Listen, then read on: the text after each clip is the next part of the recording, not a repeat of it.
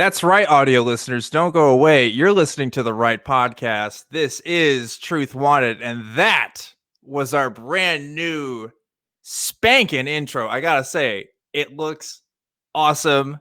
Finally premiering it tonight. Shout outs to producer Greg for making that thing happen. I've been wanting a new intro for so long, and we got a new outro as well. So stick around for that. But yes, this is Truth Wanted. This is the live call-in show that happens every week, Fridays at 7 p.m. Central Time, where we talk to people about what they believe and why. I am your host, Objectively Dan, and every week I have a special guest. This week, I wanted to have a roundtable discussion from the host of the Atheist Roundtable. It's Oz. Oz, what's going on? What's up, Dan? How are you? I'm doing fantastic. We got the brand new intro. I'm hyped, and I'll show it later, but we got some brand new merch in the store as well. Tonight is an episode of just new things, new possibilities. Very exciting. Very exciting stuff. So, Oz, you are the host of a little thing called the Atheist Roundtable. What exactly is that? Well, we do a lot of different things, but the main focus is we love to have theist guests or anybody that has a belief that they hold near and dear to them, to have them come and have a one-on-one conversation, about an hour and a half, and we just talk about what do you believe in, and why do you believe it, So it's been very welcomed so far because it is a conversation. It's not a debate, it's not an attack. So it's been we've had a warm welcome so far and had great success so far. Yeah, that's awesome. And I was on your program as well just a couple of weeks ago, so I recommend people check that out. It was really fun being on your guys' program, and I thought, hey, I returned the favor. Maybe you should come on to here because I liked what you were doing. So yeah, definitely check that out. But you should stick around and watch this right now because Oz and I are going to talk for a bit, and then we're going to take your guys' calls. So if you're watching this live, go ahead and call the number on the screen that you see there, and so we can build up a call queue so we can talk to you guys. So yeah, Oz, when you did the Atheist Roundtable, I mean, there's a lot of atheist channels out there, right? So like, what made you decide this was something that needed to be done? What was your inspiration? Well, that's a loaded question. I could talk. It's a loaded question. I'll try to keep it brief because the way everything came together is what makes it loaded. So before I do that, I want to say one thing because it's going to kind of play into what I'm getting ready to say. Okay. My experience with your production staff is top notch. Like everything that I went through, and I tried to, and I hope I communicated that to them when I was backstage and when we did the meeting earlier this week. That was unbelievable. You guys, they do a great job behind the scenes, and that was top notch. So I appreciate that, and I know you appreciate that as the host. I do. Our crew is the best ever. I love working with the crew here, and they do so much to make this show happen. Like it's like when you watch something, I didn't realize when I first watched like AXP. I'm just seeing two guys talk. I don't realize all of the kind of equipment and tech checks and things that we're doing. So yeah, they're awesome. Shout outs to the crew. You guys are great. Yeah, exactly. And you just hit the nail on the head. So Pasta Mike, he's our director and producer. And, he tries to do a lot of that. We have other people that help, but he does a lot of that, on his own. So there's a lot of things going on behind the scenes. And Pasta Mike and I met on TikTok about a year ago. Oh, my God. Yeah. I didn't even realize the concept of people meeting on TikTok, but I guess that's a thing. It has to be a thing. Yeah. So him and I met, and then just Jeff and Murder Shed Steve, and now Ben G, which is somebody that Anthony Magnabosco actually referred to us to be a part of the team. And but it started with Pasta and I meeting, and then we met a couple of the other guys via TikTok. And we started talking. We took it off TikTok and started to talk on Skype. We started doing little Skype videos together, and almost doing. I guess you'd say role plays or rehearsals, and having conversations. And then it kind of clicked. It was like, I think we have something here, to where it's kind of street epistemology, but it's not, because it's, we're doing it digitally and, it's not face to face, but it's that Socratic method or whatever. And you get to sit down and just have a conversation with theists. And they loved it because, we started with, okay, what's your story? Tell us about you. Yeah. How did you arrive to this? Did you grow up this way? Did somebody tell you about, the God that you believe in? And and it was just this warm welcome. We'd get messages afterwards like, you know what, this is the first time I've been a part of a conversation with an atheist where I didn't walk away feeling like I got, beat down, or I didn't feel stupid, walking away from it. So that was the biggest thing, is we wanted them to feel welcome coming in, have that conversation, because the analogy that I use a lot, and being a former Christian, is there's not too many cases that is that you're going to find a microwave deconversion. It's usually more of a crock pot. It's a slow cook, it's a slow build, and then eventually it hits the spot, right? Ah, damn. That's a good ass metaphor, Oz. I like that. It's a crock pot. It's a crock pot conversion experience. I like it. Yeah, and every few far between you'll get the microwave, but those are very rare. Yeah. Because I was the same way, right? Like, it was a slow burn for me. And I read these stories of people who are like, well, I just read a book one day and I realized it wasn't real. And I was like, that's all it took? Because it took me like a lot more, not to say that it's not valid in any sense, but it was just like, that's just how I was. That's just how I grew up. And it was more than just a change in beliefs. It was like a change in identity, everything about my life changed after that. So yeah. Absolutely. And you do this thing on your show too, which I really like. I would want to steal it. It's like when you go to church services, they have a call to action. If it's a sales thing where it's like, this is what you can do right now. You can donate right now, or you can volunteer right now. But you have this thing at the end where you're like, hey, if you're a Christian and you have doubts, come on and talk to us. And you do it very nice and it's very calm. And it's like, oh, this is exactly the thing you see at church, where it's like, oh, if you guys have doubts or if you guys need someone to talk to, come talk to us. Except you're doing it on an atheist show, which is fun. Like, I kind of like that. Well, I'm a salesman, so I do understand the sales process. That's what I do for a living. But remember, my brother is a lead or senior pastor, so I've grew up listening to the sales pitch in the business world and the sales pitch at church. Yeah, it's definitely, and people don't realize it is kind of a sales process. I mean, yeah, if you look at like sales techniques and stuff, there are churches that do that. That's not necessarily a bad thing in itself. But I mean, everybody knows with sales, you can definitely manipulate people. Like that's not out of the possibility. So definitely something to be careful about too. Yeah, it's leading the conversation. If you can lead the conversation, and I tell our salespeople all the time, if you find yourself where you have to manipulate or cheat or lie, you're not doing it right. You're not doing it right. You can lead a conversation and not be manipulative. And that's what it comes down to. You're the only salesperson I've heard that's ever said that. That I know of. So that's good to know. That's good to know there's ethical salespeople out there, right? I don't believe in that. Yeah. I don't believe in that bullshit. Yeah. I mean, you've watched movies like Wolf on Wall Street and stuff, or Glenn Ross, like I think that kind of pictures people. But I am joking. I think honestly, there's people who work in sales and stuff and make their living that way and are good people. But it's the stinkers that really kind of, and I don't know what the statistics are like. You can't really, work that out. And again, like I think church people are probably doing it really sincerely as well. They may not even realize kind of the techniques they're doing. But then you also see like these mega churches or like these televangelists, and it's like, oh, you guys are really pushing hard for something that's not cool, right? Yep, absolutely. Well, think about like your Kenny Copeland's. It takes one hell of a salesman to have somebody that can say he can blow on COVID-19 and still make money. Oh God, yeah. Don't even get me started on that. Don't even get me started. But Oz, I had something happen to me this week that I wanted to talk about with you. I talk about stories of my personal life a lot, I find, on the show, but this was interesting. I talked with a buddy of mine and his brother that I used to work with at a Christian camp with, right? So they're both Christians, but the younger brother is still he was kind of agnostic for a bit. He was still working at the camp, but recently he's like really tried to become more Christian. And he just started recently dating this girl, right? So this is interesting. So the girl's sister, so this is my friend's younger brother's girlfriend's sister at this point, okay, is getting married. Actually just got married, right?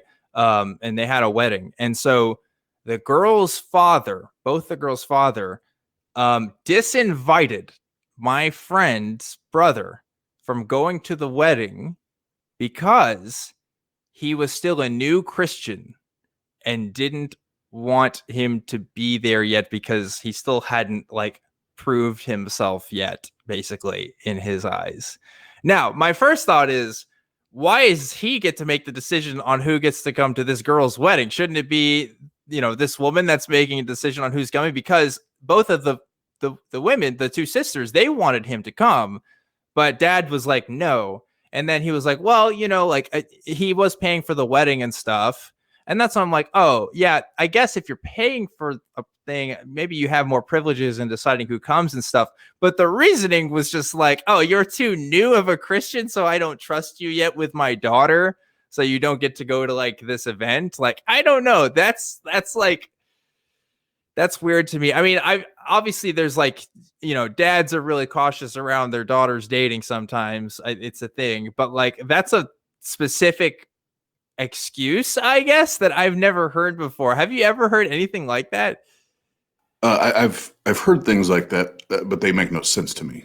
Because it's like you can't do A because you haven't believed in a God for long enough. Like it doesn't, like just on TikTok the other day, I saw a guy, he was telling people that just got saved that you cannot teach or preach the Bible because you've only been saved for X amount of time. And it's like, where do these standards come from? Like, why do people, like, where does this even come from? Isn't the Holy Spirit supposed to fill your heart and that you kind of can work for that? But no, but then Paul talks about how you need like there's like spiritual milk, right? I don't know. Here's the thing. Obviously the guy doesn't like him, right? Like the dad does not like my friend's brother. Yeah. Otherwise there wouldn't be a problem, right? Like obviously there's some issues there and that's fine or whatever. But like to judge a man's religious path and to say, yeah, you're not good enough for me. First of all, that's none of his business to even know or care about that, in my opinion. But also, like, really, that's the reason why you're not gonna. I don't know. That's just an excuse. I think you just don't like him. I don't think you think he's gonna stick around long enough to be in the family. But like, it was such a weird justification. I thought it was so strange. And instead of just saying, I don't like you, I don't want you there. Yeah. And to handle it like an adult or like a man, it's, well, because, essentially God said, because you have been Christian long enough, you can't attend. Like, don't use God or your faith as a shield to hide behind. Just say you don't like the guy.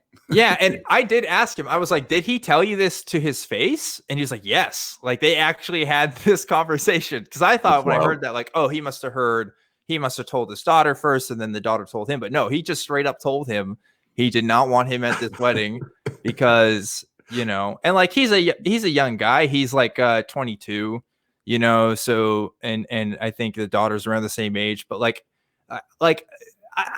I don't know. So that's just left a sour taste in my mouth because it's just like, man, not only is the guy a Christian, but like, he's been doing this new thing. Like he's trying something that's working for him and he's still being rejected by other Christians because he's not like good enough. He's not Christian. He's not Christian enough yet. He's not Christian enough. Like that's literally what it is. And it's just like, well, I didn't think, I've heard kooky stuff like that growing up, especially if you grow up around Baptist churches, you hear that all the time because they're always like, oh, the Methodists aren't doing it enough. And the Pentecostals, they got some wacky stuff, but like, I've never heard this was such a specific instance. I don't know what to make of it.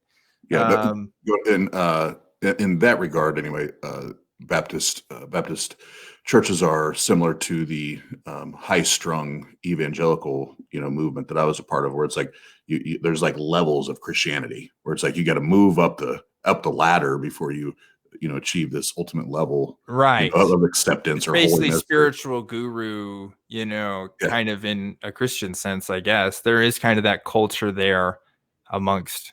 Depending, I mean, it depends on where you go, right? Different denominations work differently, but I've seen that as well. Kind of different tiers of spirituality, I guess, which I think Jesus was pretty much against for the most part, from my understanding of the Gospels. But I don't know. You can take that a million different ways.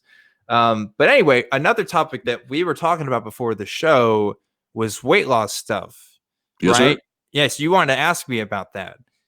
Yeah. Well, so before I kind of share my path or, Yeah. my loss, I know you've lost a significant amount of weight. So what does that journey look like for you? What did you do? How much have you lost so far? And first of all, Yeah. congratulations. Well, thank you. I talked about this on social media, but I know a lot of you guys don't always follow me on there because I've been seeing comments, people saying, "Oh, Dan's looking skinnier and stuff." So as of yesterday, I have lost 50 pounds since I started this weight loss journey back in April. I was at 256 and I'm down to 206 as of when I weighed myself yesterday. So it's been really interesting.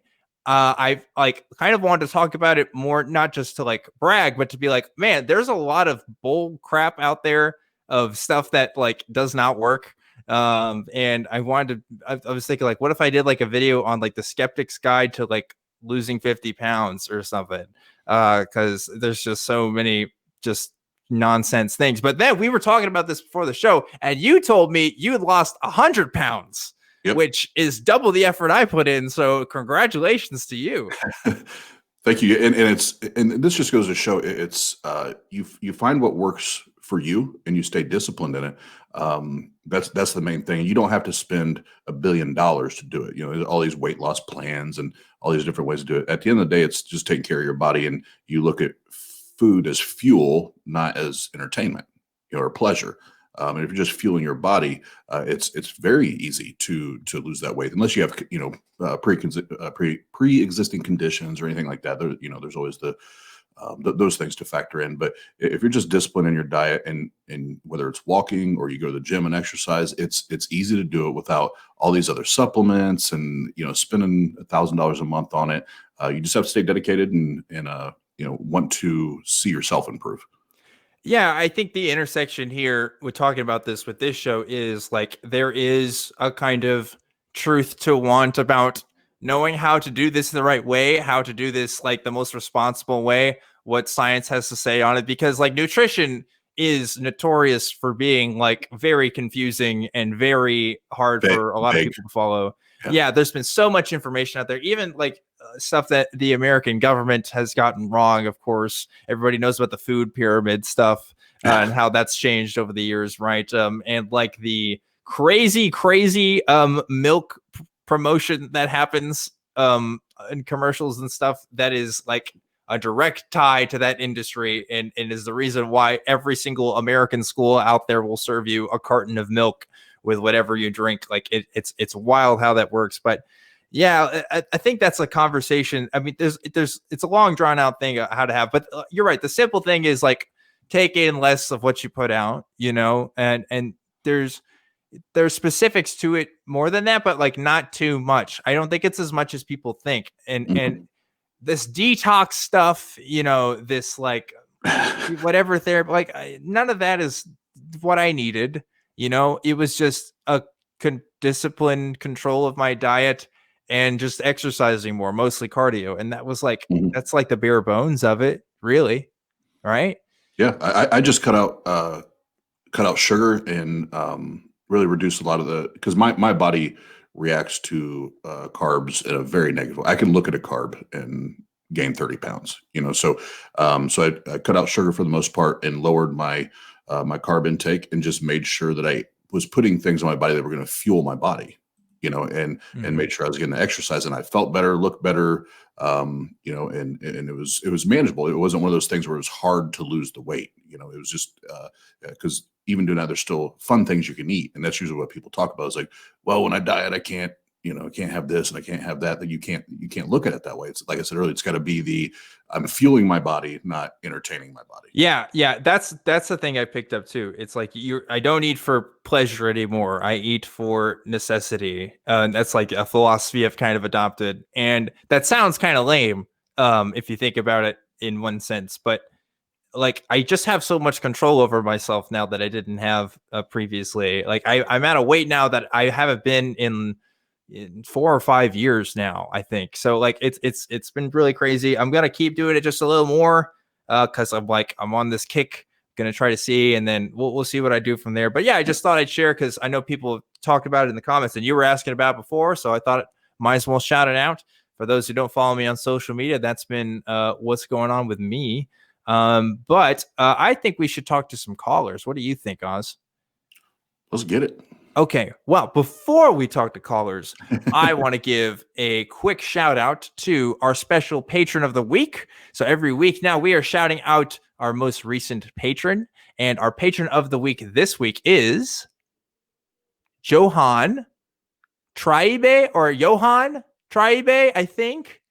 Triebe. So somebody is going to comment, oh, this is a particular name and I got this wrong. I'm sorry. Patreon doesn't always tell you how to pronounce this stuff. But thank you, Johan, for donating to the show. You are awesome. And if you yourself would like to donate to the show and make this thing happen every single week, you can do that on patreon.com/truthwanted. I appreciate all of you guys for doing that. It is so cool to see more people supporting the show, especially since we started shouting you guys out. You guys seem more motivated to donate. So that's awesome. Thanks for that.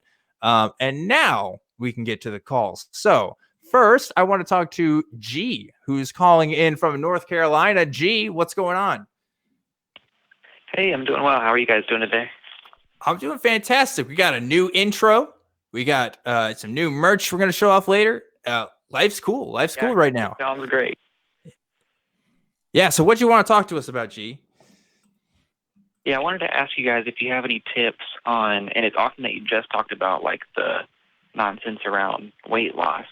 Do you have any tips on kind of identifying and uncovering superstitions or magical thinking in your own, daily life and habits?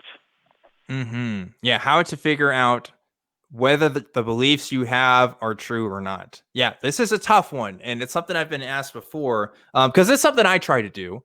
I'm lucky enough to where I get to be on a show every week where people ask me about my beliefs sometimes, Right. and sometimes I have to think about it, right?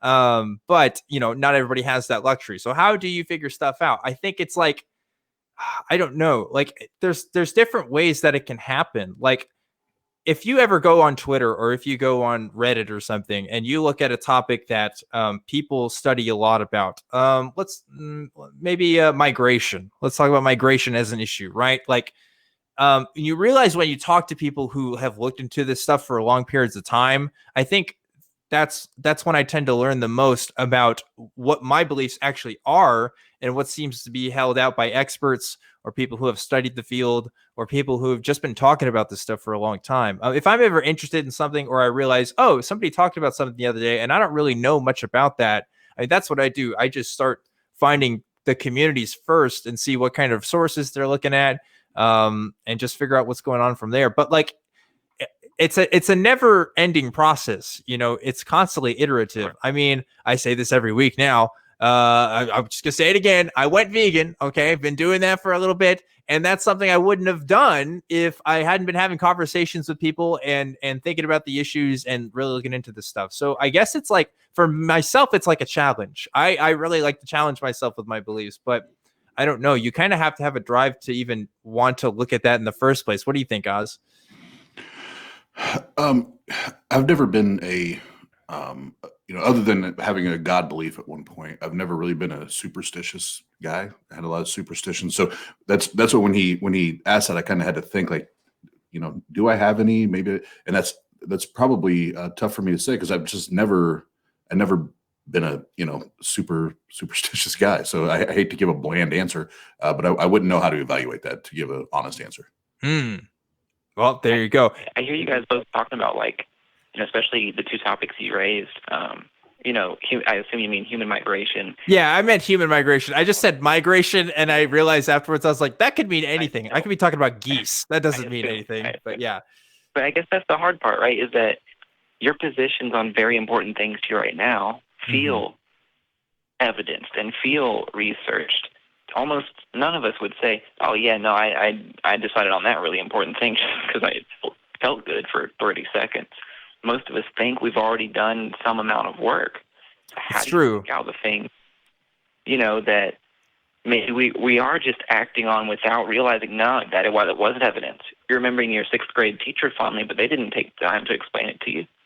You don't actually know much about that. Like something you're ignorant about, truly ignorant about, and something that you've, researched and reached your conclusion for a good reason, they feel basically the same. in their conclusion. You're totally right. It's the Dunning-Kruger effect, You know? right? It's this idea of, hey, like I feel like I'm an expert on this thing. I've heard about it. I've talked to people about it. And then you realize, oh, wait, no, shit, I don't know anything about this. And actually, there's way more to this than I thought. I've had that experience with so many things. I had that with Christianity. I had that when I was first reading about like anarchism. I thought it was just dudes who just wanted to like throw Molotov cocktails at federal buildings or something, and I didn't realize, oh, they actually have like a deeper history there that whether or not you agree with it, it's there's at least something there that I didn't know about. Or I don't know. There's so many things. Human migration is one of them. I read a book. This was a couple months ago now on that topic, and I was just like, man, there's parts of this issue that I didn't even consider until I actually read it from experts, and you feel the same either way, because it's like, oh, now I read this book and now I know way more. But I guarantee if I read another book, I'll probably have that feeling again with other stuff I hadn't considered. So yeah, there's no way around being human, I guess. That's just the human experience, is thinking we know everything until we don't. So right. I hear you. Yeah. What about you? Have you found any remedies to this, or what's on your mind? Is there a belief that you're thinking that you don't know is real or not? So for one example, one thing you just said made me think of what might be a good method. Tell me what you think. It sounds like you're basically saying, research the things that are interesting to you, and almost always you're going to learn something, and that'll change your understandings.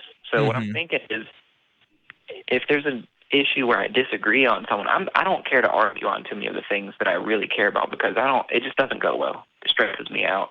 Yeah. And even participating could hurt the people that are most affected by these issues, because the things I'm loudest about are things like, race equality and treating transgender or gender nonconforming people well. I don't want to host a conversation where they get hurt. So it's kind of up to me to teach myself about it in case I have a bad belief. But it sounds like what I could be doing is, if I ever do disagree with someone, everything I say, I guess I should be ready to point to where I learned it. Yes. And if they can criticize that in a meaningful way, I'm pretty sure I'm open to saying, I don't know about that yet, so I'll read something else. I'll read something different. See what Absolutely. Yes. Absolutely. Maybe, they hear that thing I've read. Maybe they say, oh, I've never read that. I doubt it's, even if they argue with me, I doubt it's true. You're probably wrong. That can't be right. Okay, fine, go read it. Tell me what you think after you read it. Yeah. Listen first. Share the information and not a conclusion. We might have something else to talk about. But if we don't share the information or a conclusion, one of us might just have something to learn. It's not worth fighting about at that point. Yeah, I agree. Listen first, speak later, right? I think that's a good policy. But you're right. It's like, if we're not drawing from the same information pool, we're almost not even having the same conversation. Like I encounter this all the time. I try to be an activist in my real life. I don't push the conversation. Sometimes if the conversation I'm having with friends and family who, will mildly touch on something, I might ask them questions about what they think about something, and I'll give my perspective if asked. Most of the time they're asking me, right? I'm not really trying to push things necessarily, but it's like, the information that I know about, just the books that I've read, the articles I've read, the people I've talked to, like those are experiences that most people just haven't had. And so it's hard to convey everything I've learned from all of those things in just a single conversation. I mean, you really can't. There's really no way to do it. But I think the approach that we have to take is, okay, you shouldn't be trying to flip people's mind on something all in one go, because that's generally just not how people work. I think the idea is, give them some information maybe they didn't know before. At least start with that. At least teach them something new. I would say.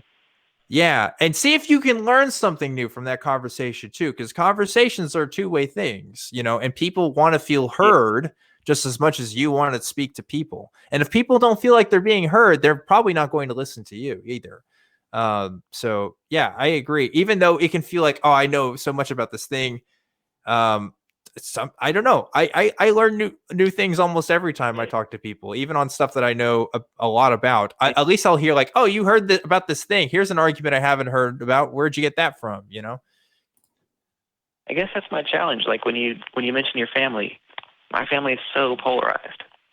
Like it's people who will very kind in conversation, but then turn around and just absolutely trash immigrants literally just for the sake of not speaking English. Yeah. Or like, you know, civil rights lawyers and like very compassionate, empathetic people. And maybe somebody out there wants to criticize that I've put those at polar opposites. You know, ask me the right question. Give me the information to suggest it's not true. I'll change my mind then. But that's my challenge is people that I know well enough to have those intimate conversations with. I don't know of anyone in my family that disagrees with me and that I could learn from. Not because I haven't tried, but I've seen the information. Well, when I say this, yeah, let me tell you this, because I know what you're saying, right? It's like I don't feel like I can learn anything from these people because I've read more about this than them. I've done more research on this than them. And so when I say learn from them, I don't necessarily mean content on the subject, but more about where they're coming from.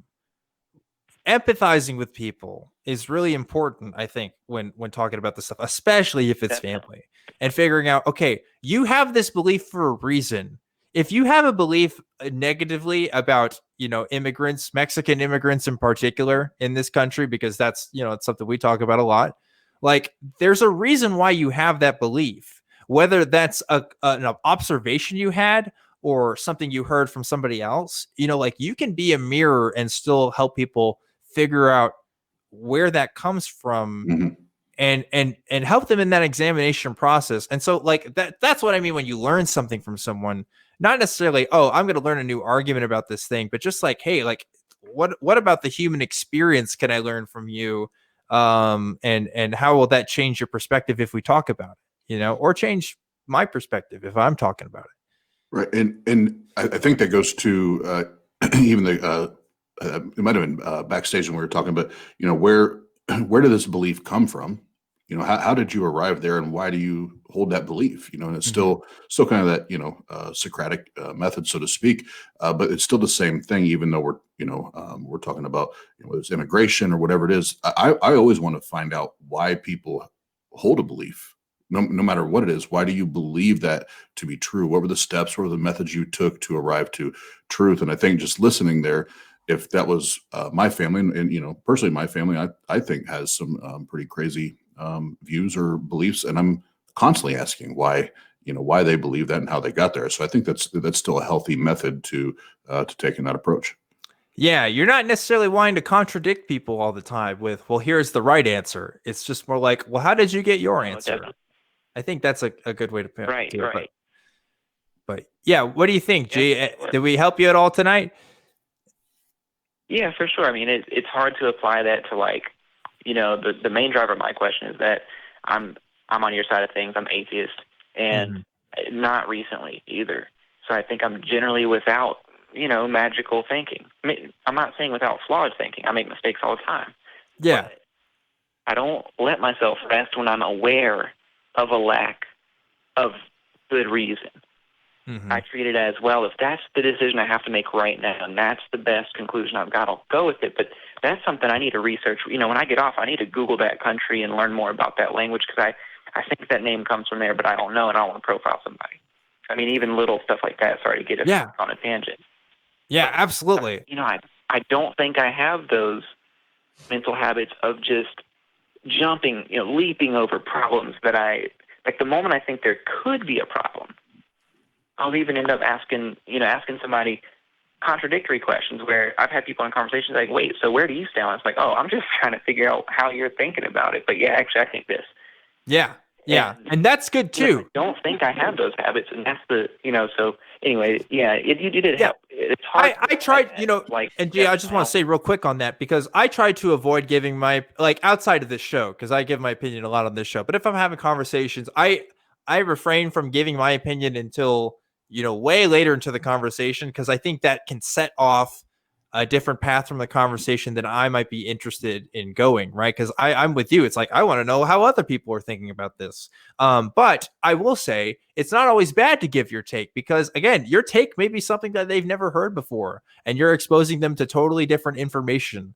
I can't tell you how many conversations I've had with people when we're talking about the definition of atheism, and they've never heard this idea of, a lack of belief, or it's not necessarily like a belief in science or something like that. It's something else. So yeah, like that can be helpful too in a conversation. So don't stress yourself out and thinking, I'm giving too much of my take. Definitely.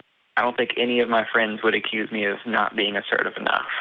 I gotcha. But I am careful though to see, like, who am I making room for in a conversation? How could that hurt either my friends, loved ones, or other audience? I'm not going to make room, for example, for, someone like Richard Spencer to come to the, next vote on human rights talk.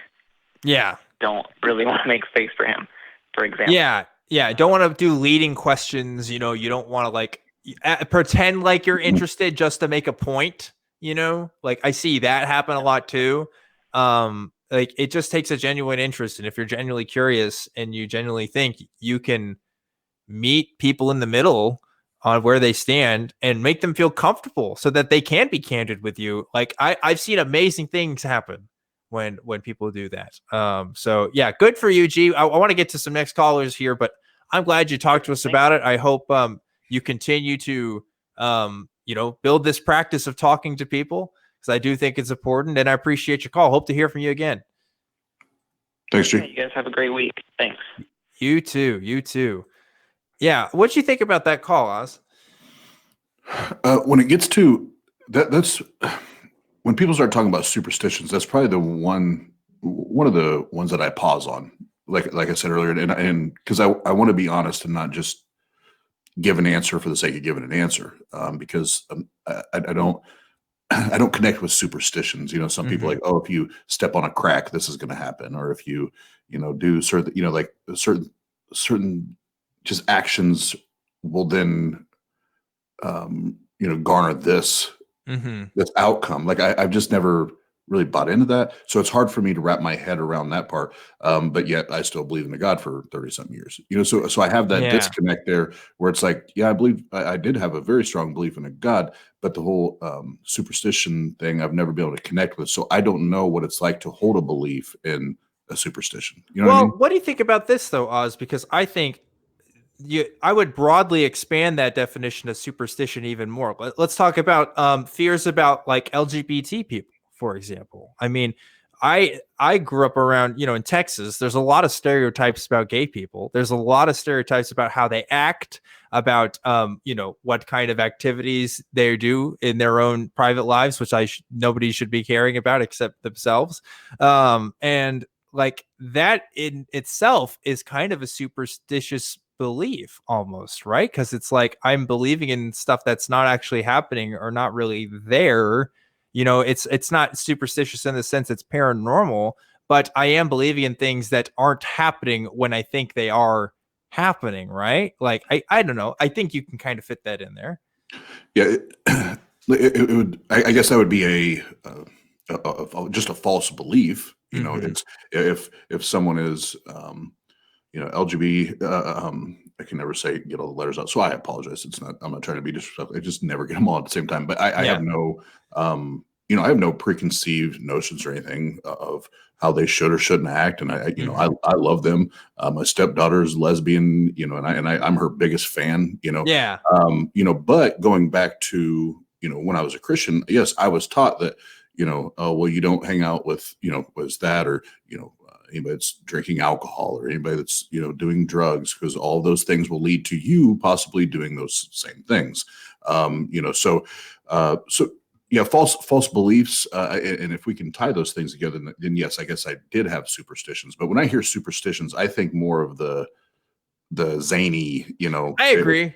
I'm just kind of playing devil's advocate here a little bit, because I guess recently, I talk about QAnon a lot too. It's like, QAnon beliefs, while a lot of them are political, they're borderline religious. In fact, a lot of scholars have said, this is kind of a religious cult. because they talk about the government in ways that one might call superstitious, I guess, in the government's actions and what's happening in the deep state and stuff like that. So I don't know, just thought maybe I could make that connection. But I want to go to another caller here. So let's talk to Julie, who's calling in from Idaho. Julie, what is going on? Hello. Hello. Hi, Julie. Welcome to Truth Wanted. Well, I would like to talk about a little story that happened in my life way back when I lived in Alaska. We were homesteading a piece of property. It was far out of Anchorage, up the Yukon River. And after about 2 weeks of travel, we stopped at a little Eskimo village and stayed in a cabin. And in this cabin, I had the weirdest experience in my life that I never forgot. Ooh. And I was only about 8 or 9 years old. Okay, I was somewhere in there. I'm thinking back on it now because we created a gold mine after that. And this was way before the gold mine. Okay. And anyway, I loved this little bed in the cabin. I was so comfortable. But somewhere in the night, I woke up and I was in the bed in our home base in Anchorage. And I could feel the blankets and I could see all my trinkets on the counter. And I could just see everything so clearly, like, wow, I'm back at home. How is this? And so you had an astral projection experience. Yes, that's what I think. Yeah, okay. And when I recognized that I wasn't supposed to be there, I just snapped back to the place in the village, the other place in the Yukon River. Mm-hmm. And I totally woke up. So you did wake up after that. Yes, I did. I woke right up and I'm like, wow, I was just at home. And so I was baffled by it. Was there anybody else that was awake? Was this still in the middle of the night? Yeah, it was a nice warm cabin. It was just me and my dad. Okay. We were the ones going to homestead the property. So was your dad asleep, or did he witness you, or was he kind of in the room with you, looking at you when it happened? No, he's not a witness. Okay. So based on what you're telling me, and obviously it sounds like I think I don't know how you feel about it so far. You haven't given about how true you believe, this experience to be, as far as whether or not this is supernatural, whether or not. But to me, it sounds like if you're in a cabin and you remember at least going to sleep beforehand, it kind of just sounds like a crazy dream to me. I mean, it'd be one thing if this happened in the middle of the day and you were totally awake, and you were doing some other activity. But if you were lying in bed, who's not to say that this wasn't just like a crazy dream?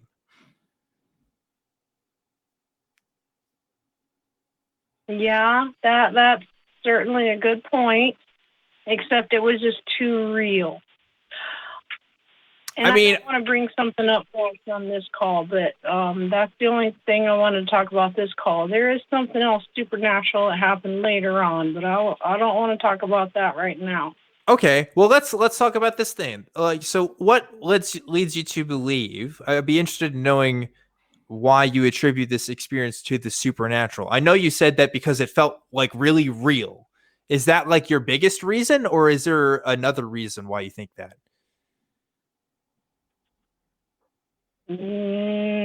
That's the biggest reason, because I could feel the blankets when I sat up in bed, and I thought to myself, I shouldn't be here.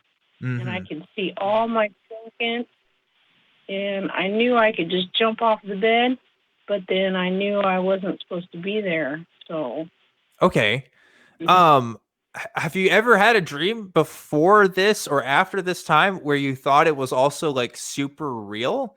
And if so, how do you differentiate those experiences with this one? Is it just the thought of I shouldn't be here, or is there something else?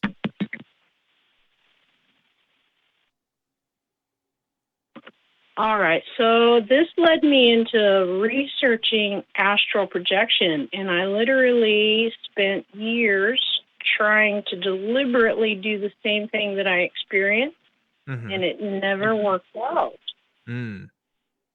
Okay. Yeah. So to be fair, though, I would also say you weren't trying to have this experience either, right? It kind of seems like it just happened on accident, right? Exactly.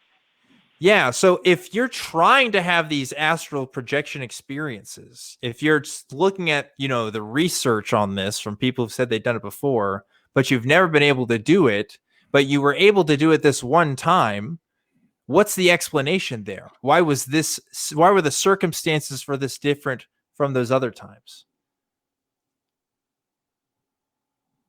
That's what I would like to know. Truth wanted. Truth wanted, baby.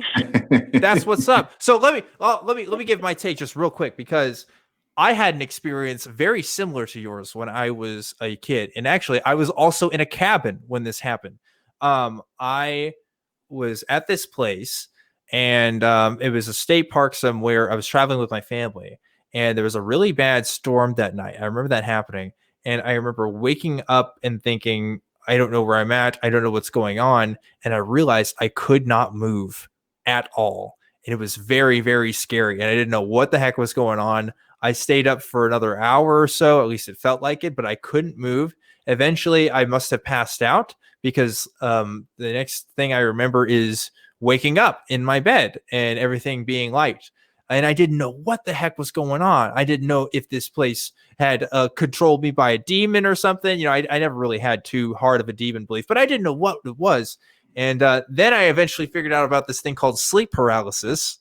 And when I looked up the symptoms of that, I was like, whoa, every single thing in this criteria totally matches up with my experience. Now, Julie, I have no idea if your experience was sleep paralysis, or maybe you ate something funny the night before or whatever, but would you accept that if someone were to give you a criteria that matched your experiences to an alternative explanation besides the supernatural, would that be convincing to you, or would you need something else? Well, I have a hard time accepting supernatural because I look for that and it just isn't really there. So, options are great. Yeah. That's exactly what I'm asking. Yeah. In my opinion, Julie, I think what you experience, at least by what you told me, could be explained through natural processes. There's nothing particular in your story that speaks out to me, in circumstances being so unusual that the supernatural is the most likely explanation. You're in a place you're not familiar with, you're in a bed, you're sleeping at night, and you remember an experience of waking up. And to me, that's kind of the telltale signs of that was a dream, or that was sleep paralysis, or something that other humans have experienced before, that we could appeal to the natural. So that would be my take on it. Oz, what do you think about this conversation? Given the fact that it was, I fell asleep here, and I had this experience, where I felt blankets and saw the trinkets or whatever. But then when I woke up, I'm still in the same place. Most would conclude that that's a dream. You're in a dream state. At that point. And I'll say as a boy, I grew up. My bedroom was kind of my escape growing up. Kind of a tumultuous household, and I had repeated like multiple times the same nightmare. And I can't even tell you how many times I had it, where as I was falling asleep, I'd feel like I heard steps in the grass outside of my bedroom. And then in the dream, I experienced somebody coming and taking me out the window by the foot of my bed. and I'd wake up in the morning at the foot of my bed. Now you could say, well, was I taken out of the bedroom? No, I was never taken out of the bedroom. The window was still locked. Like nobody came through the window, but for whatever reason, my brain, and the chemicals in my brain, that activity caused that dream. So, again, was I really taken? No, it's just, circumstance, brain activity, whatever, I don't analyze brains, but I didn't leave the room, is what I'm trying to say. Yeah. It's so interesting. This thing that we do a third of our lives, like sleeping, is something that we don't know a whole lot about. I mean, we've only recently scratched the surface of what exactly is happening when we sleep. There was an idea that like we slept to rest and to like regain energy, even though that's not actually what's happening there in one way. But not to get too technical, but it's like we go through these different states in our brains and stuff, and obviously we have these dreams, and it's no wonder how people could attribute to the supernatural with these things. Some of it's so crazy, and some of it relates to our daily experiences. So we think that we're prophesizing when really it's like, oh no, I saw a bus in my dream because I took the bus today, and that's why. And we can kind of figure out, at least some rationale to it. But until we really get a good idea, I think there's always going to be kind of these weird experiences that we've had. But I can't make that jump to the supernatural. It doesn't really work with my understanding of the world. It doesn't seem like the best explanation for the things that we're seeing, especially when we can, appeal to what we already know. But I don't know. Does this change your mind at all on anything, Julie? What do you think about us saying all this?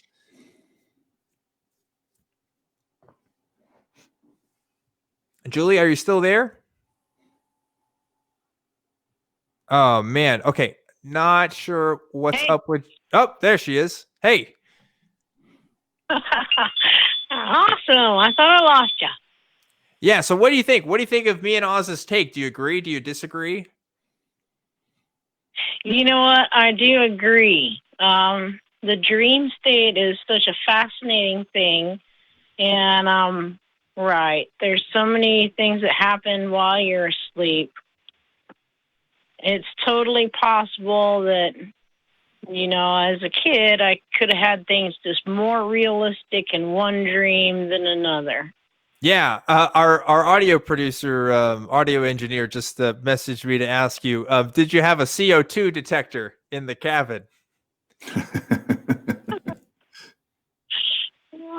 We were right on the river. Oh, my goodness. And I wanted to bring this up because you're talking about the healthy way of eating. And I got to say, it took us 2 weeks to get to the cabin that I'm talking about. And along the way, what we ate was salmon, trout, cranberries, and blueberries. Oh, and gooseberries. Gooseberries are popular up there, too. That's cool. Right. I never been to Alaska. Yeah, I've never been there. I've always wanted to go. I used to be, not as much anymore. I was quite the backpacker myself. I'm actually an Eagle Scout. I did a lot of that stuff growing up. And since I lived in Austin, there's some places to hike around here, but it's not, it's still a city for the most part. But yeah, I whenever this pandemic sort of eases out, I'd like to try and travel, do more of that stuff. But thanks for calling in, Julie. We got some other callers we want to get to. I hope we kind of answered your questions about your experience. If you ever want to talk about that other thing you were calling about, I'd be interested to hear more. But yeah, hopefully we solve some issues for you there. So thanks for calling in. I don't know, Oz, what'd you think about that call? Dreams are fascinating to me. I'm actually going to do a video with a guy here, I think in a couple of weeks, and talk about dream states, because I did have a lot of those repeated dreams, had night terrors. So that's the interesting thing to me. But I don't find a way to connect brain activity to the supernatural. I don't have any good reason to believe that. Yeah, I don't either. My audio engineer is sending me some more stuff now. I guess he was trying to make a point when he was making that comment. He sent me an article saying, "Is that paradise beckoning or just CO in your blood?" From newscientist.com, and he has a quote for me. It says, studies have linked high levels of CO2 to visual hallucinations. Kayermik Koos notes. I think I'm saying that name right. Kayermik? I don't know. a lot of names I'm not getting right tonight. People at high altitudes where blood CO2 spikes sometimes have hallucinations, such as bright lights that are similar to near-death experiences. And yeah, like if they're out in the wilderness and they're having this cabin trip, that could be an explanation. I was out at a state park somewhere, so maybe that's what it was for me. I know I've had weird dreams while camping and stuff too. And you always hear weird stories about like aliens and Bigfoot and stuff on these camping trips, right? So yeah, maybe there's something to that as an explanation. But yeah, supernatural, don't know if it was demons or angels or whatever. That'd be kind of crazy. I think I'd have to see a bit more in order to get there. But let's go ahead. Yeah, go ahead. With all the studies and research that we have, in sleep and the brain at this point, we at least have a little bit, of a suggestion that supernatural's involved. I would think. Yeah. I mean, like I obviously, as skeptics, we don't take too much thought into that kind of stuff now. But I mean, I can see why people like would naturally go there, because you have this crazy experience that's totally different from your day to day. You already have these beliefs that tell you about things that are beyond us, and it just makes sense to kind of tie it together. And I honestly think a big portion of people's beliefs come from those individual experiences, which is why it's really good to ask people why they believe. They may not have some sort of argument that you can debunk. It might just be a story that they have that convinced them of something, and maybe you can give alternative explanations, maybe asking them why they think that's the best one. But that's why it's important to figure out exactly where people are coming from when you're talking about this stuff, because otherwise dismissing them offhand, that's people don't like that. It's kind of rude for the most part, right? Yep. But anyway, we got some other people wanting to talk to us. Sven calling in from Washington wants to talk to us. Sven, what's going on? Good evening. How are you? Doing great. Just having a good time on the show. How can we help you? Nice. So, I guess I'm an eclectic pagan. I fall mainly between Platonism and Epicureanism. Okay. And just morality is the one thing that grounds me in a soul belief. Because I like to listen to Joe Rogan because I'm pretty progressive, but I think that's where all my libertarian and right-wing-ish conservative friends get their news and info. Okay. Like Brett Weinstein, an evolutionary biologist. Him and Jordan Peterson would go back and back on how what Hitler did isn't truly wrong, because you can't say what is wrong or right in moral relativism. And I just don't. While I can get certain things can be gray areas, I don't see how we as, and maybe it's our Western bias, but we can't say that raping a baby is wrong morally. Before we go into this topic, can we go back for just a second? Did you say you believe in souls because of your beliefs in morality? Did I hear that right? Correct. I don't think other animals have the same morality that we have, or able to have the concept of morality that we have. I guess I'm kind of curious. What do you mean by souls? What's kind of your definition of that? A soul is the human spirit, what makes us, not react just by our brain. There's a deeper understanding that we're looking for than just the natural world. Okay, yeah, so kind of human inquisitiveness, right? A drive for explanations beyond whatever, right? But beyond just eating and hunting and having sex, right? Right, because there's no animal, as far as an animal perspective, just being that I should empathize with Hitler and see that he was protecting the Germans who were being ostracized, and, good for him. But, how that can lead to genocide is just, when you have a strong understanding of morality as a whole, you can see that genocide would not be the way to go to protect your people. I see you on there, I guess. Correct. yeah, maybe this, like, obviously you want to talk more about morality. I'm kind of interested in the soul idea. If we could just talk about it for just a second, and then I'd love to talk to you about the morality thing, because that's really interesting. Because I think this is pretty common. I think this is something that people bring up about humans and what makes us different from other animals, right? That we have this kind of spirit, that we have this kind of soul. And I think if I'm speaking for Oz here as well as myself, I don't think we would share that same belief in that sense. And so with that different assumption about people, I think we're also going to have different takes on morality, if that makes sense, right? Because I don't know Oz's take, but I see morality as a humanly defined construct. I'm not sure if there is an intrinsic goodness or an intrinsic badness beyond what people have defined. Now, that doesn't mean there can't be moral facts, but that's with the context of a particular system. And of course, there's multiple systems, of course, that we could talk. I mean, pragmatism, utilitarianism. I mean, people have been talking about this, since there's been people, probably.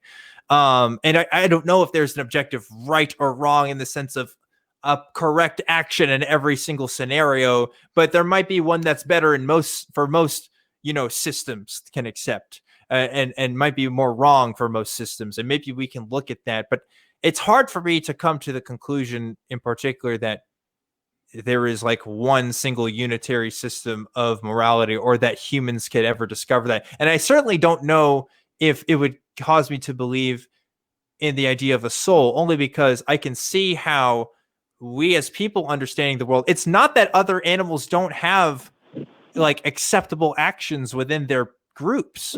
I think if you look from an anthropological perspective at different ape groups, like they have in and out groups, they have what they would consider right and wrong within their own systems of hierarchies. It might be different from how we understand morality, but so is every culture on Earth, right? I mean, we all have different understandings of morality. And so I think you can look at a gorilla tribe or a chimpanzee tribe and see like, oh, they have acceptable and unacceptable actions within their group, and there are consequences to those actions and how they interact with each other. And to me, like, isn't that morality? Isn't that ethics? Sorry, I kind of went on a tangent there, but am I making sense to you, Sven? You are. The only thing I would say that separates us is like they have a distinct animal natural reaction, whereas humans can like judge. But don't we as humans too? I mean, have you ever thought how they want to hit somebody? Well, have what? I mean, have you ever had the urge to just want to hit somebody when you're having an argument with them? Like there's nothing logical to that. That's just, I think that's something primal in us, right? Mm-hmm. Oh yes, we are animals. That's where I think like our souls is separate from our animal natural being, and that's why we're always on the search for the right morality. And things like humans couldn't understand it. We'll never understand what gravity is, but we know what it does and how it reacts, so that we can use it and manipulate it in our real life. But the goal is still to search for like the physical rules, not just say, oh well, it's there, we don't know why, who cares, move on. Even though that's what a lot of modern physicists do. Sven, what? First of all, so I'm clear again. How do you define the soul again? Can you tell me that again? Oh, just as like you could say like a third party in our system between our brains and our body. It's hard to go into without. Okay, and story. But yeah, I think it's an essence within humans only. Okay, and how do you and I and Dan, how do we find that soul? How do we know that that's there? Because I'm not aware of having a soul. Well, because like I said, with like the court system, instead of just reactionary, we're going to ban them or discharge them from society. We can have nuance and have talk and discuss why they did it and the pros and cons and how we should rehabilitate them in society or just excommunicate them from the clan. We have a lot more nuance than animals who have the direct response. Okay, so how do we get the three of us talking right now? How do we know that that's a soul?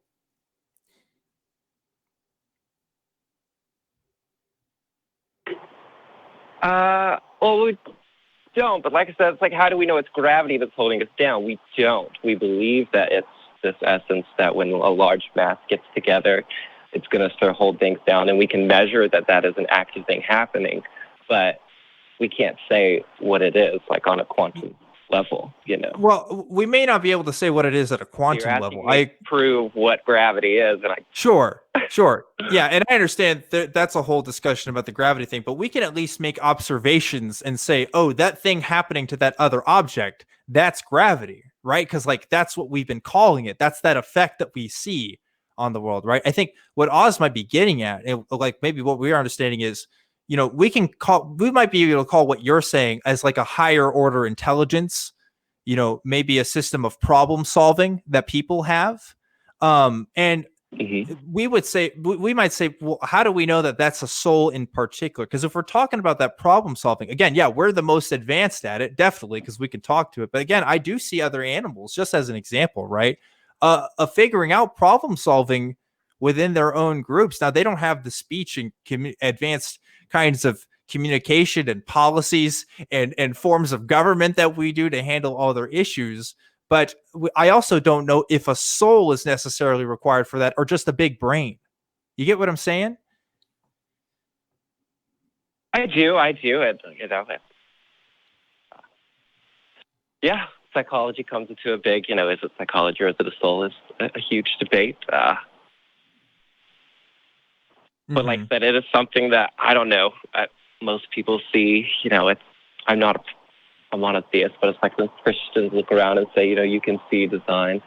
Well, it's not a good thing, and we should look for more details of why and what. It's kind of like the soul is kind of just a known thing for most people, and that's why so many people turn religious or spiritual and not religious, because the spirit is the one thing that, as a human, we know that something is different about us. I agree with you. I think that's an intuitive observation, definitely, right? That like we're super different and we have like, you know, something about us is different from other animals. I guess it's just hard for me to go the soul route, you know, because I like even and this isn't a criticism of you, Sven, because if I ask this of other people and I ask like, what do you mean by soul? And like we have a hard time defining what that is. And I'm not sure that we can really know something as like say we know something super well without being able to define it exactly, right?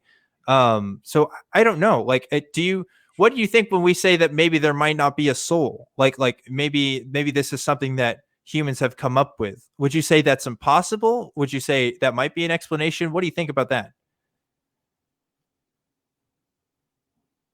Personally, I have a very, very hard time ever believing that there is not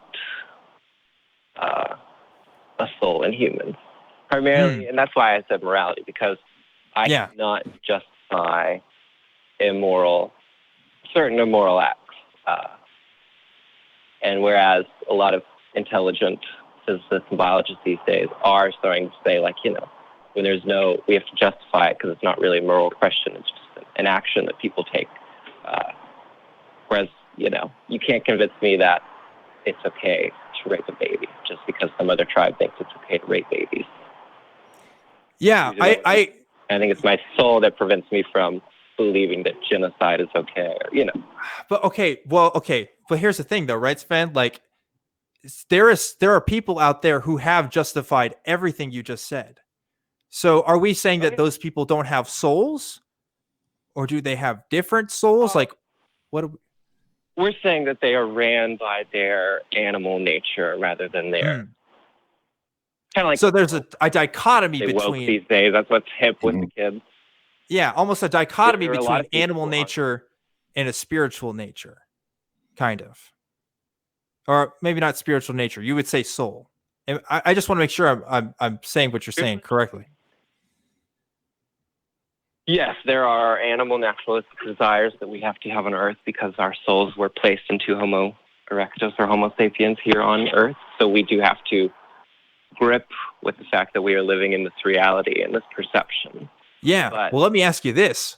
How do we know that our good intentions, our good justifications for good actions aren't natural?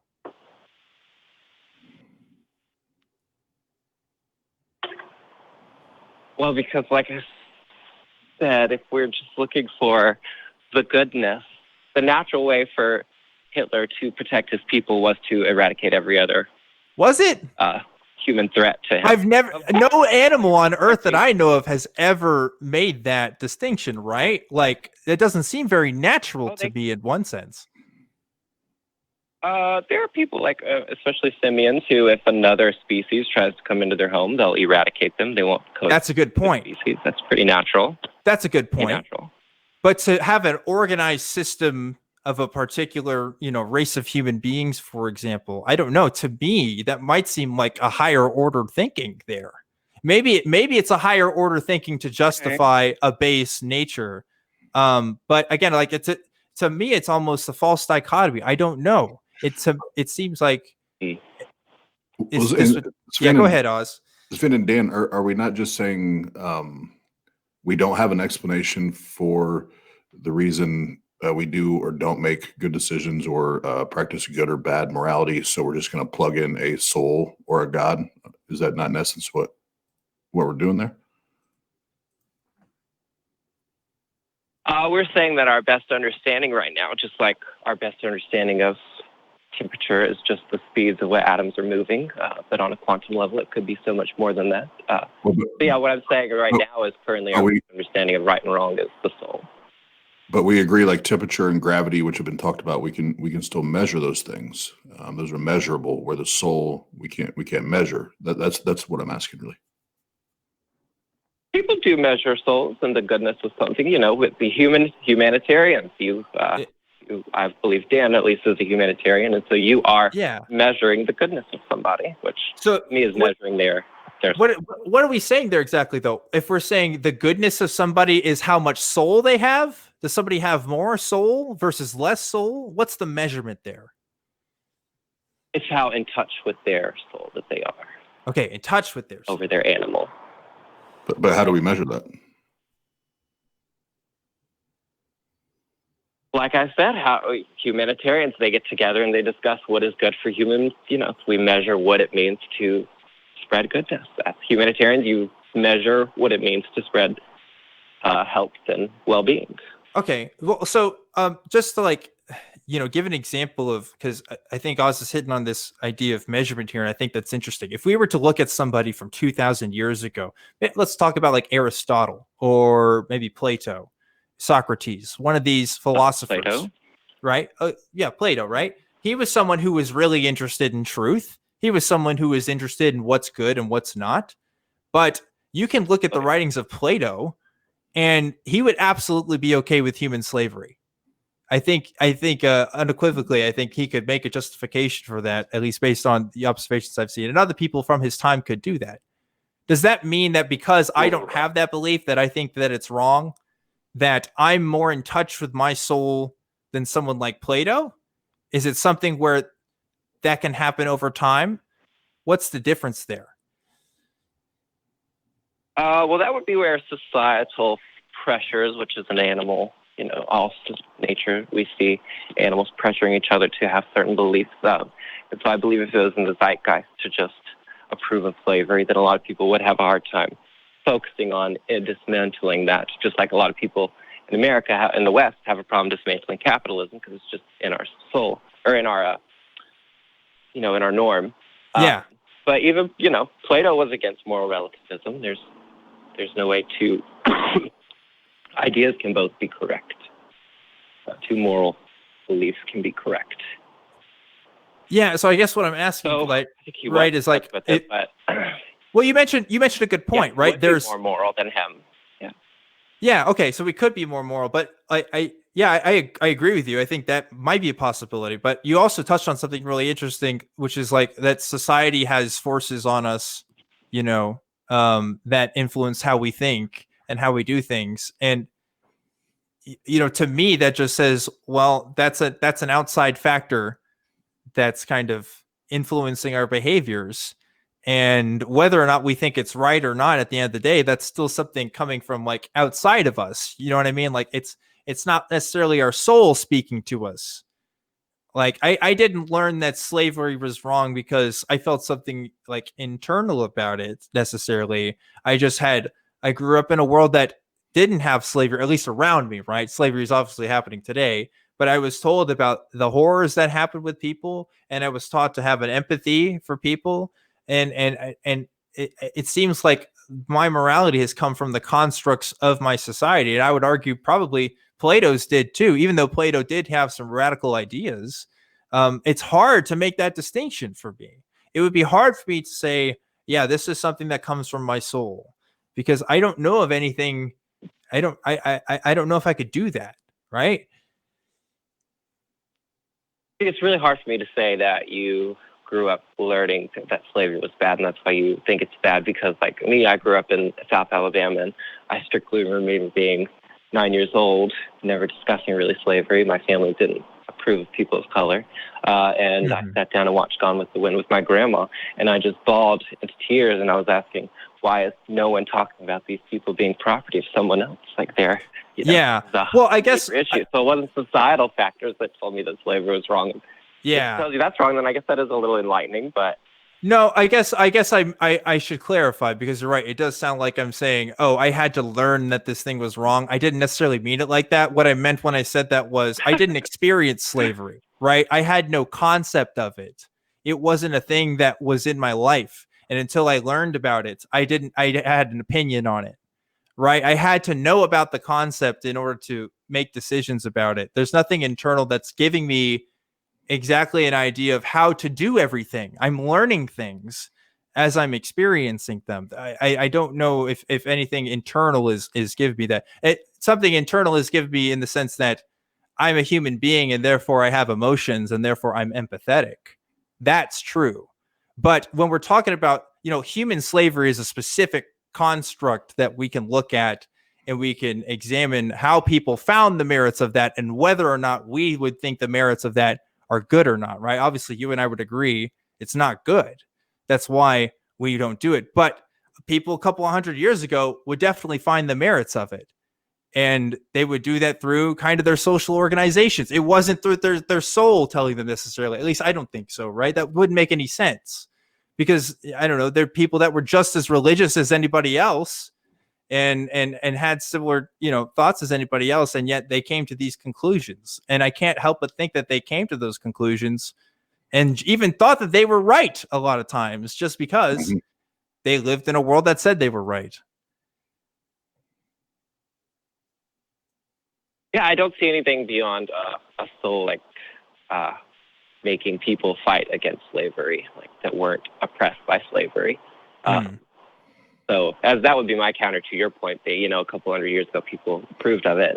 What motivated people to not approve of it? I don't think there's any economic or societal pressure to not want slavery. I think it's just the soul telling people, maybe we should move on from this reality. What do you like? Did people's souls change from now before then? Was there an awakening from the inside?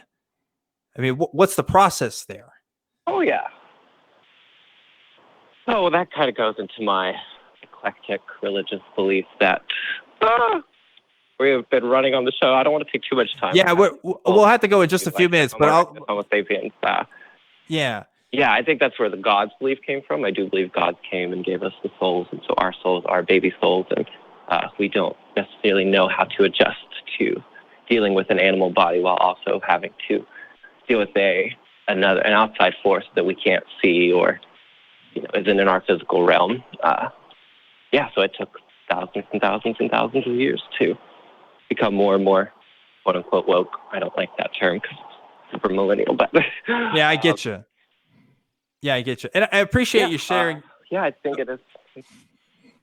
Yeah, thanks for sharing your perspectives, Fed. Thanks for answering our questions as we were asking them, and for being honest about your beliefs. I'd love to explore some of that other stuff you were talking about. You are right, though. We are getting a little long in the tooth with this particular call. But if you stick around, we are going to be on the Discord after show if you want to catch us there. And that goes to everybody else watching this live. But I want to go ahead and take just like one more call here before we get out of here. So thanks, Sven, for calling in. Really appreciate it. And I hope to get to you again soon.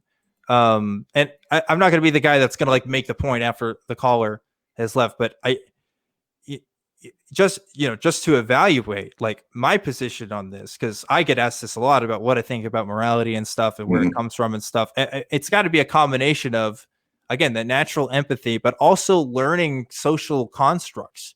Because I think that if I was born 4,000 years ago, I could be someone that justified slavery in some way. And because of the world that I lived in, I think we're also products of our environments. And that's what I was saying, like, oh, this is a learned thing. Because like to some people that's off-putting, because it's like, well, what do you mean you had to learn that slavery was wrong? But it's like, well, people had to learn that slavery was right. Like there's a learning process there as we're figuring this stuff out. It doesn't seem like we were completely born with the constructs that we had when it comes to morality. That's what I think. No, even some of the stuff here in the States that we have going on in our society, a lot of the bigotry and the hate, those are taught behaviors. Those are things that people are sometimes force fed as kids, and they just grow up believing that should be and is their worldview, and it's sad. So to pretend that that's not the case, I think my claim would be that would be far-fetched in itself to claim that it's not learned. But to go back to the soul claim, I still lack any evidence to believe that there's anything called a soul within humanity. I don't have a good reason to believe that, and that's why when it does come up, I always go to the measuring stick. Do you have a ruler? Do you have a beaker? Do you have something that we can measure this soul in to demonstrate that this thing is true? Yeah, it's hard to have like a barometer on that. I agree with you, and that's not to say that I don't know. I think there's just a conflation. And again, I'm not gonna be the guy that's gonna like continue to argue with the caller that's not there. But when we talk about, I don't know if we can say the soul, it doesn't have to necessarily be there because we can evaluate things morally. I don't see if that's a requirement. Correct. And that's what I mean by that. Yeah. Yeah. Like to me, that's just, I don't know. There could be other explanations besides a soul for that. And again, we might not know what a soul is. It sounds like it can be kind of a vaguely defined thing, and we don't have to know it on a quantum level, I guess, but it would help to know exactly what that would mean to have a soul in one's body versus not having one. Right. So anyway, fascinating stuff, but let's get to one more call really quickly before we kind of wrap up the show here. Jamie is calling in from Australia, Saturday morning down there in Australia. Jamie, what's going on? Hey, Dan. Hey, Oz. Just enjoying the show as usual on Saturday morning. I just wanted to get back to a previous caller regards the vivid dream. Yeah. Just having put a lot of thought into things over the years, all things atheism, etc., and religion, and I just think the brain has got a lot to answer for. Like when you drill down on all these subjects, I'm left looking at the brain as the main protagonist. If you think about it, it's rendering every sense we have in real time to our consciousness. Mm-hmm. And when it has an issue, which could be lack of oxygen or drugs or dehydration, it's just going to go off and fill in the gaps. And a lot of people can get through great wads of their life without ever being experienced to this. And if you don't ever experience it, and in a way that sort of allows you to look at it rationally, you can then just pull in how pious all your religious experiences into it, etc. Yep. And start filling in the gaps and going to levels of comfort. But my particular experience was when I was young. I was probably about 18. I was competing in a sport quite heavily, and I had to drive from one event to another 600 miles overnight, and I was on a piece of road at 1 a.m., and this piece of road is 75 miles dead straight in a forest, so you can imagine all these super sort of skinny trees either side of me, and as I'm driving along, the trees turned into buildings. Ooh. Then 30 seconds later... That's not something you want to see while you're driving either. No. Like in real-time rendering into two-story Victorian houses, then a car would come and I'd be able to see a car coming for 20 miles because it's dead straight. And then I'd see kangaroos coming towards me, which is a big deal over here. You do not want to hit a kangaroo. Yeah. I'd see I've seen kangaroo, Jack. I know what's up. You don't want to do that. Yeah. So, I mean, I was freaking out, and I had a guy with me, but he was asleep, and he was too young to drive. So I'm just thinking, yeah, I've got to get through this. And then at the end, I'm just going, oh, my God, am I insane? Why was I doing that? And I guess if I was really religious, maybe I would have seen Jesus up on a cross or, the Virgin Mary floating towards me or something. But, that's what I saw, and my brain was trying to fill in the gaps. I think, people just reach for these things like astral traveling. It's like the answer's kind of sitting right in front of them. When the brain goes off, it goes off big time. When my mum was dying, she was having conversations with her brother at the end of the bed, who clearly wasn't there because he'd already passed away. Yeah. But it was like, for her, it was just absolutely real. And I just think the brain has so much to answer for. And we as far as understanding the brain, like we're not even at the Wright brothers yet. Yeah. Yeah, it's crazy. Just today, I was talking to an old, longtime friend of mine, and we were talking about brain activity and excuse me, even the quote unquote afterlife, near death experiences. And in 2003, I was in a horrible car accident, and I actually coded out, so essentially died twice and had to be resuscitated. And I'm here to tell you that I saw no lights. I saw no family members. I saw no blinking lights. I saw no dark holes. All I remember is I was gone and I was back. That's all I remember. But you have other people that claim that they have these experiences. I think what a lot of it is tied to, whether it's belief systems or maybe a conversation they had just had. The brain just does so many wacky things, right? That we don't even know how to explain it. So to just attribute it to or throw it off to, well, it's supernatural, or it was a god, or it was a Holy Ghost, or it was whatever. We can't just do that, because like he said, even the brain, once it's at a certain point, its start of oxygen can begin to hallucinate and do all kinds of crazy things. So that's why the whole dream world it's very, very intriguing. Yeah, I agree. I think even if you talk to the most hardcore religious person, and maybe obviously not everyone, but most people, you'd get the agreement from them that sometimes a dream is just a dream, right? Like I think most people today would say that, at least in my experience. So like for me, it's just one step further. It's like, well, how do we know all of those dreams weren't just a dream?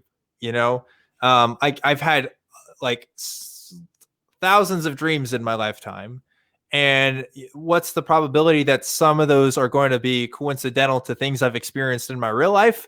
I mean, it has to happen at some point, right? Especially if we understand dreams as being the result of the input we're seeing when we're awake in some form or fashion. I mean, that has to be true on some point, right? Like, because I've seen people in my dreams that I've seen in real life. It wouldn't make sense. I haven't seen anybody in my dreams that I hadn't met until real life. That would be crazy. But it seems to be an input of stuff I'm already going on about. So it's weird to think about how many cults, how many religions, and who knows which ones, right? But have been completely started because some guy was having some crazy dreams, Yeah. It's just wild. It's just wild. But even now, we don't exactly know what's going on. And I think until we really know for sure, we're probably going to keep hearing from people that are saying, I had a dream and now I believe I am the Messiah or whatever, right? Well, and that's why one of my favorite things to study is, science, but science when it comes to brain activity and what religion and religious experiences do to the brain. And I think as we do that, and even incorporating that dream state into that, how do we continue to find out what is it that triggers certain dreams or makes you dream of this certain situation or person? Like right now, I know, tomorrow is my birthday, and my fiance and I are actually getting married on my birthday. I've actually had a lot of dreams lately, and it's all about her. Why? That's on the top of my mind. I'm getting ready to commit the rest of my life with her, and so what is that supernatural? No, it's my brain. That's where my brain stays all day, every day. So it you would just think the most, the next part of that process is even when my brain's resting, it's still thinking about her. Right. Like that guy, Mark Taylor, the firefighter prophet that says he predicted that Donald Trump was going to be president. When he had that dream, because he said, yeah, it was a dream. What was he doing? He saw Donald Trump on TV. Like, so Donald Trump was in his dream. Like that happens. Also, there was that one episode of The Simpsons that had Donald Trump as president. So maybe that had something to do with it. I don't know. But like, did God speak to him that one time? Probably not. I don't think so. It seems like you would have done more with that. If that, I don't know. If you were really convinced. It didn't sound like maybe he was convinced until after it happened, but I don't know. Yeah, I don't know. Yeah, we want to jump to that part that says, I've got the inside knowledge on you, I'm special for some reason. That's true. So, like it's like when people say they've been reincarnated, they were never a peasant. It's always, I was Cleopatra or something, like it's always something special going on. Yeah. Yeah. Always. Yeah. You have to think about, right? Like how many people who claim to have been Jesus or Cleopatra or all these people in these past lives, right? They couldn't have been all of them, right? That doesn't make sense unless like they split off somehow into different bodies. But also for every person that says like they were Jesus or something, somebody had to have been like Hitler in a past life, right? Like that also has to have happened. You never hear people talk about that. Like, oh, I was Genghis Khan in my past life. Yeah. So, yeah, it's definitely like a feeling special kind of thing for sure. In some cases. I just want to say, Oz, good luck tomorrow with the wedding, mate. All the best. Hope it goes off really well. Thank you, sir. I appreciate that. There you go. There you go. Jaime, thanks for calling in. Appreciate it. Hope you have a good rest of your morning down under. And folks, we are at the tail end here of Truth Wanted, but please don't go away just yet because we are about to jump right into the Discord where you can ask me and Oz some questions. So if you don't know how to get to that, follow the link in the description. It's also down there in that little chevron where you can type that in and come talk to us. But Oz, if people want to find out where they can see your stuff, where should they go? Very simple. TART.live. That's the website. And you're going to find our links on there, Linktree, Facebook, YouTube, Instagram, Twitter, all those things are there. And if you want to be on the round table and have a discussion with us about what you believe and why you believe it, there's a form there at TART.live. Or you can just email me, Austin at TART.live, and we'll get you on the show. And Dan's been on there. He knows right. We do have the serious conversations, we do dig into that, but we do segments and we got, little cut-ins with, Murder Shed Steve comes in, does Q&As at the end. We got his little intro video for that, so it's, we have the serious conversations, but we have a blast while we're doing it. So yeah, and my episode is the best one. Oz did confirm this to me. He did approve. I'm just kidding. He didn't say any of that, but you should watch it. I think it's a good one. But if you're interested in finding me, this is again Truth Wanted. We're on YouTube, iTunes, Spotify, wherever else you get your podcasts at. So please feel free to like and subscribe, leave a comment, leave a review, share it with your friends and family. Let them all know the gospel of Truth Wanted or whatever. I don't know what I'm saying. Sharing is caring. My name is Objectively Dan. You can find me on Twitter at ObjectivelyDan. You can also email me through the show email. It's truth@atheist-community.org. And if you want to support this show, there's a couple ways you can do it. We got patreon.com, for example, where you can donate to the show. We have YouTube memberships, which is another way you can do it. Get a cool little emoticon for the live chats and stuff. That's pretty fun. Another way you can do it is through our merch store. And we have some new merch I'm excited to show you. Check it out. Truth Wanted masks, baby. I am already trying to get my mask because I got to have the mask, right? We're living in that time. If you want to show off your fanhood of Truth Wanted through this pandemic, that's one way to do it. Maybe it makes somebody smile. It's making me smile. I don't know. It's kind of weird branding masks now, but that's what everyone's doing. That's the world we live in. So if we're going to buy them, might as well have fun with them, I guess, right? So yeah, there's some new stuff in the merch store. Don't be afraid to check it out. And we also have a new outro that we're going to show in just a second here. But Oz, if you found out that you had a soul and everybody else on earth had a soul, what would you do?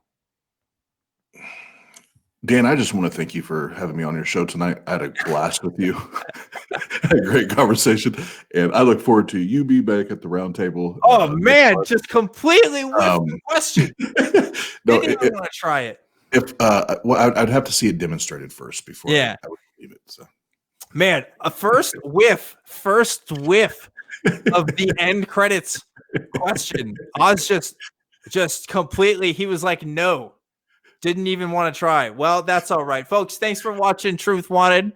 We're going to be going to the Discord now. Remember to always keep wanting the truth, and I'll see you next time.